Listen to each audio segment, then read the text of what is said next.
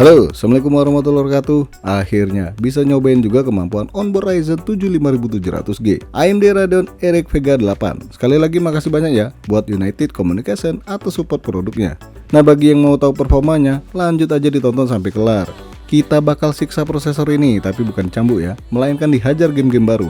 Ya walaupun ada juga game tua yang bakal diuji coba. Sebelum membahas lebih jauh, bagi yang baru lihat channel ini, jangan cuma dilihat, dibantu gitu loh. Biar channel ini berkembang dan makin lebih baik lagi ke depannya dengan cara subscribe dan bunyikan lonceng.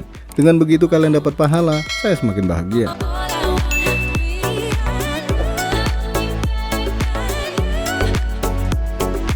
AMD Ryzen 7 5700G 3,8 GHz up to 4,6 GHz 8 core 16 thread. Prosesor ini keluar awal tahun 2021 yang lalu, hampir 2 tahun usianya.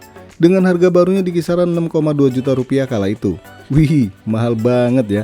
Dan kini harganya terjun bebas di kisaran 3,2 juta rupiah. Separuh dari harga awal luncur. Buset.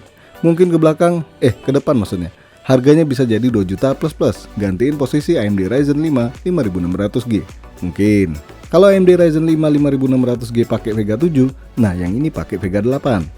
Yang mana secara performa jelas dong. RX Vega 8 lebih baik, masa ya sama. Sekarang kita unboxing dulu prosesor ganteng AMD satu ini.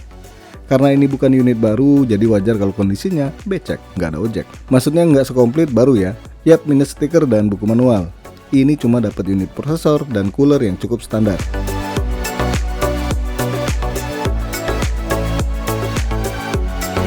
Untuk motherboardnya sendiri pakai ASRock X570 versi Bruce Lee, Taichi. Dan unit ini juga dikirim berbarengan AMD Ryzen 7 5700G. Kemudian RAM dual channel 16GB dan kecepatan 3200 mAh, SSD M2 NVMe buat Windows dan hard disk buat naruh game. Ada perubahan sedikit yang saya lakukan di BIOS nih, biar gamenya kagak protes, yaitu dengan menaikkan VRAM yang secara default hanya 512. Kita set 4GB aja, biar semua game bisa running tanpa bikin pening.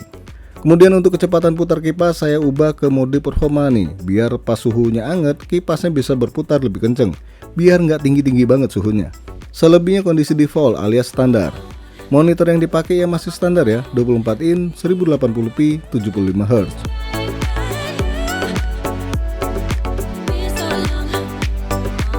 PES 2023. Di pengaturan game dideteksi GPU, VRAM, sama RAM itu oke semua nih. Nggak ada yang bad. Wih, cakep. Kalau prosesor, jangan ditanya. Udah pasti good. Biar kata demikian saya nggak mau maksa nih, kasihan. Ntar atit. Halah, main di resolusi 1080p, settingan low aja deh. Dan pas dimainkan, wih, patah-patah bos. Enggak lah, lancar jaya. Framerate yang dihasilkan di atas 40 fps nih. Untuk suhu prosesornya tembus di atas 70 derajat Celcius nih, sedangkan GPU-nya di angka 60-an derajat Celcius.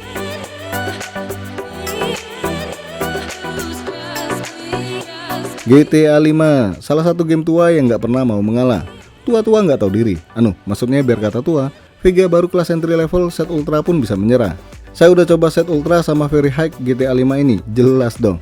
Vega 8 langsung angkat bendera hitam. Putih dong. Framerate-nya hancur banget di bawah 10 fps. Nah kalau mau lancar jaya, itu di settingan low, dapat framerate yang cukup baik di angka 50-an fps. Di game ini suhu prosesor sama VGA malah tergolong adem ya dibanding PES 2023.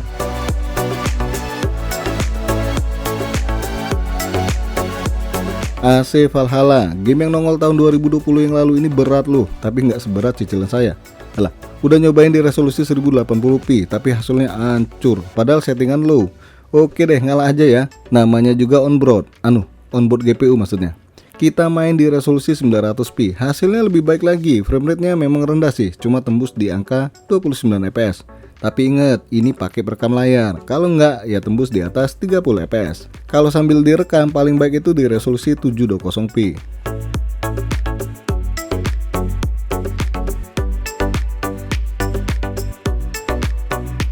Forza Horizon 5. Di game ini settingan terbaik sebenarnya adalah very low, tapi kalian masih bisa main dengan cukup nyaman di settingan low.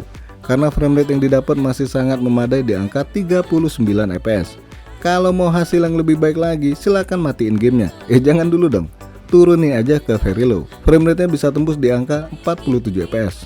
Ratusan fps bisa bos. Bisa main di resolusi 320p. Mau?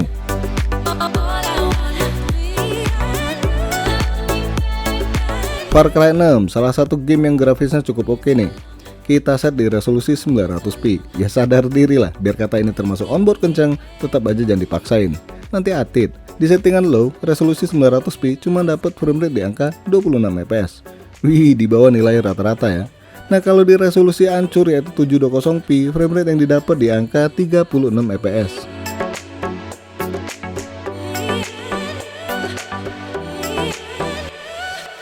Horizon Zero Dawn, game ini keluar tahun 2017 yang lalu. Jauh lebih muda umur prosesor ini ya dibanding gamenya.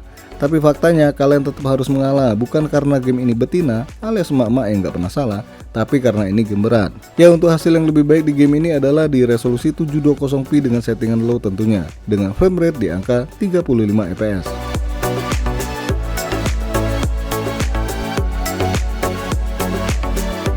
Apex Legends, oke lanjut game online. Game ini lebih berat dari Valorant tentunya. Tapi tenang, gak usah cemas, kita mainkan di resolusi natif 1080p, settingan sadar diri, dan hasilnya, wow, lancar, asli. Framerate yang dihasilkan di angka 40-50 fps nih, cakep.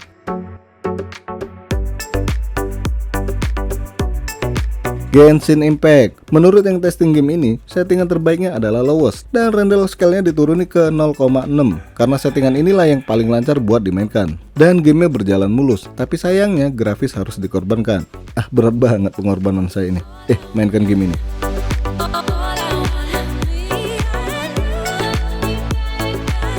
Warzone 2.0, game online yang tergolong berat ini kita atur presetnya di recommended ya.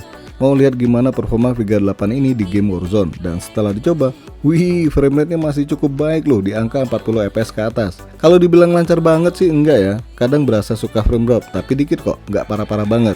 Ya bisa dibilang masih tahap wajar ya.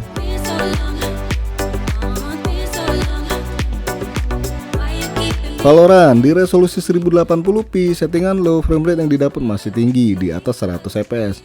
Bahkan bisa tembus di angka 150 fps ke atas. Tapi ini low, bukan gue. Settingan low maksudnya. Nah kalau naik ke settingan high, framerate yang didapat hanya 60-70 fps. Biar kata framerate-nya jauh dibanding low, tentunya tetap lancar jaya.